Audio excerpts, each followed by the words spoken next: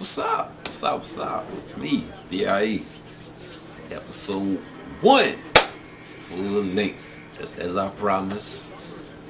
Thanks for y'all checking me out on that last the prologue or whatever.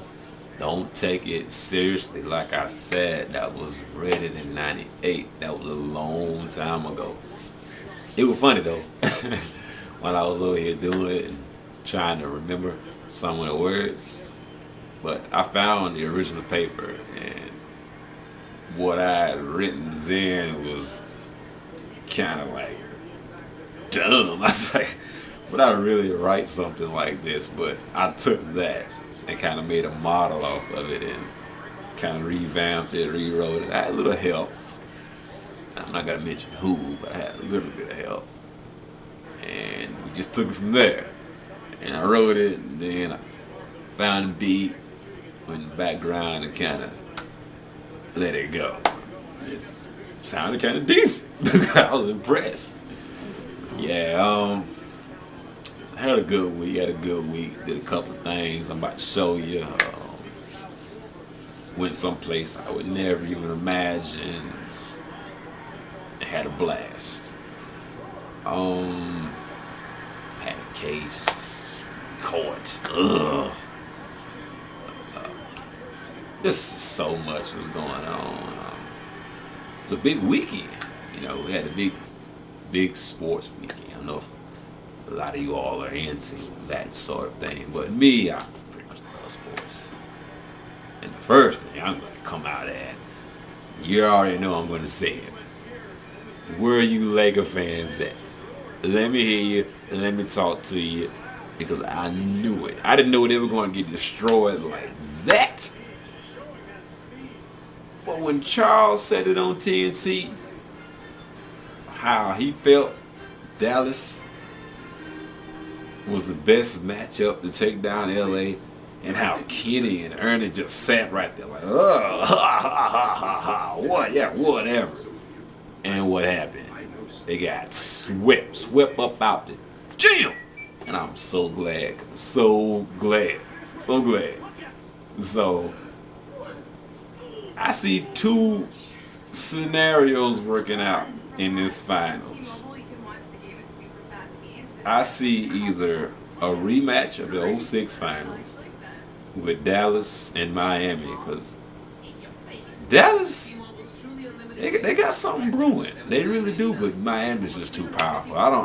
I know Boston won that game today, but without Rondo at full strength, and without Kendrick Perkins, that's your big blow right there, your humongous blow.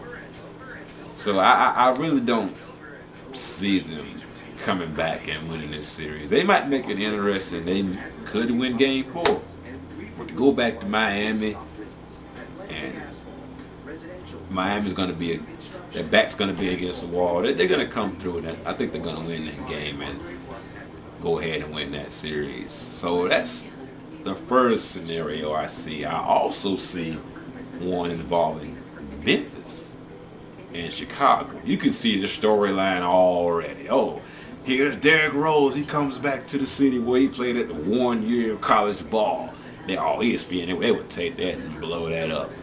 Even though he did take Memphis to the national championship game where they were winning and should have won, but they didn't because he couldn't hit free throws. I wouldn't want to have that same situation happen again, where a game would be on the line and your MVP gets to the line where he should come through in the clutch and he doesn't. But the way he's balling right now, I doubt that seriously. But then again, if you didn't know about Zach Randolph, you know about him now, because he is a monster. He is a beast. He gets down low, just put that big body up on. They can't do nothing with it, man. They can't do nothing. He dropped that shoulder, dropped that leg, and turn around and God almighty, it's a beautiful thing to watch. Beautiful. So yes, we got that going. Kids, family, everything's, moving along, side-swipe, everything's coming in order. So without further ado, I put a little piece together. Hope y'all enjoy. Holla back.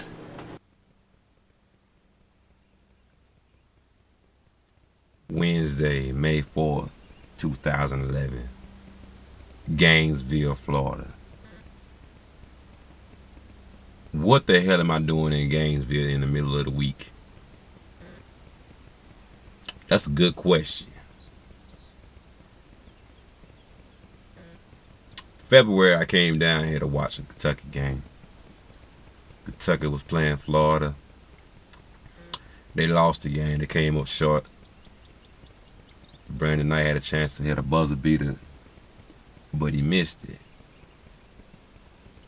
So the game ended probably like around midnight. And this was the day before the Super Bowl. By the time the game was over with, it was already Sunday, and I was heading back from Gainesville to Jacksonville because I had a room there for the night. I knew there was no way I was going to make it back from Gainesville back to Beaufort. And in the middle of the night, it was late. So that was the whole purpose of me getting a room there, so I can go back to Jacksonville, get some sleep, and wake up early in the morning and head back to Beaufort to see the game. On my way here, I went through a small town called Waldo. It's right once you get through Jacksonville, you have to take 10, I believe, and you go down this road, 301. And before you even get to Waldo, there's like this huge billboard that says "Town of Waldo, 2.5 miles ahead, speed trap." So I see all the signs coming down. I see how it goes from 60 to like 35 in like a blink of an eye. I ain't never seen nothing like that. So leaving from the game, and this is how karma works, because I even was talking to a guy, and he was from Mississippi, and he was also coming from Gainesville. And I don't know how we got on the subject. We were also talking about 301 and like, be careful going down 301 because there's going to be cops down there. So sure enough, I'm leaving, heading back. And like I said, it's the middle of the night. Nobody is on the road at all. I believe everybody in Gainesville were probably mostly college students, and they were mingling around the streets, and there were a lot of local clubs. So nobody's outside of Gainesville, better yet on 301. So I'm heading towards Waldo. And sure enough, real.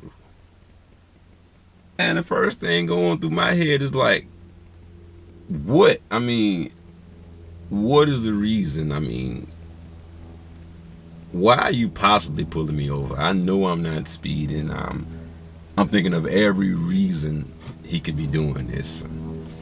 I'm thinking maybe it's just some kind of routine check. I mean, I am the only car. When I say I was the only car, I was the only car sitting out there on the road. So, of course, I don't even know what it was or who it was that approached my vehicle. But somebody decided that he deserved to be an officer. So, I don't know.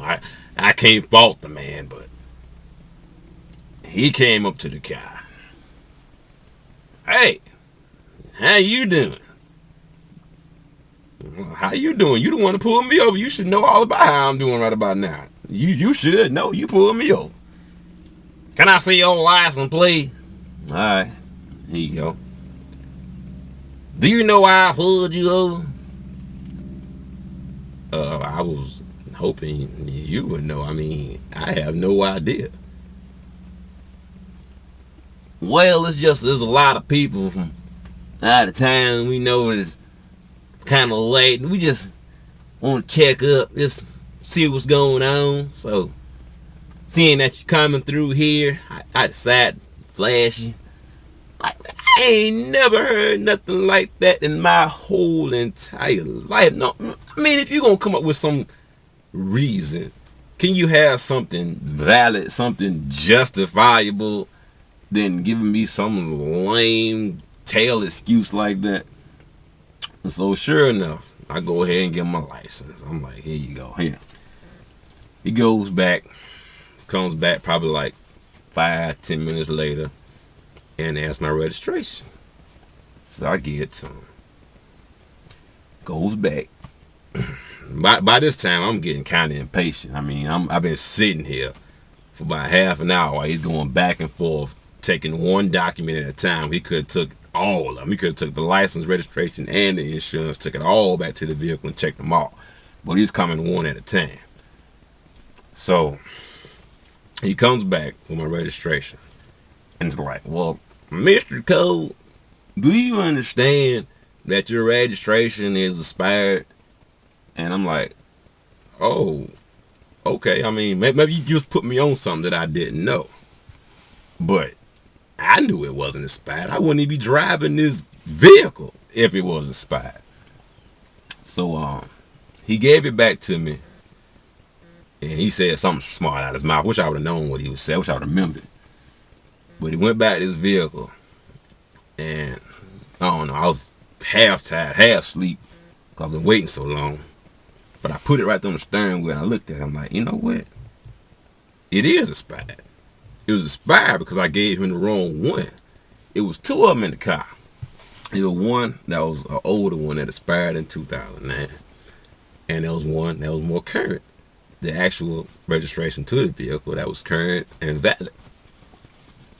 So he comes back and he has the ticket in his hand. And then he says, Mr. Cole, are you also aware, besides your registration, that your tags are expired as well? And before he could even get that complete sentence out, I was like, Mr. Officer or whatever. I don't even know what I said to him. I have the current registration to the vehicle. Here it is. So I handed it to him and he took it back and he checked it. He came back and he was like, well, something's not right. Because you're giving me this and it says your registration is good, but your tags are not valid. I'm like, that is not making any sense to me. 50 states in the union, you are not getting registration without some type of sticker to put on your tag. I mean, you are an officer. You should know this. But like I said, it was the middle of the night. I'm half tired, half asleep. And I just want to go ahead and get through the motions and go ahead and get through this. So I'm like, okay, if you believe that they're not, then go ahead and do what you have to do. But I'm sitting here showing you the registration. And if I would just took it upon myself to just get up out the vehicle and show, or at least he can explain to me what he saw on my tags that weren't expired, because I knew they weren't expired. But he was convinced in his mind that they were. So here it is, 3 months later, I'm here in Gainesville getting ready to go to court. Because when he gave me the ticket, I was like, oh, man, there's no way I'm going to pay for this. Whatever option they have for me to go to court or whatever to get this thing thrown out, I'm going for the first available option.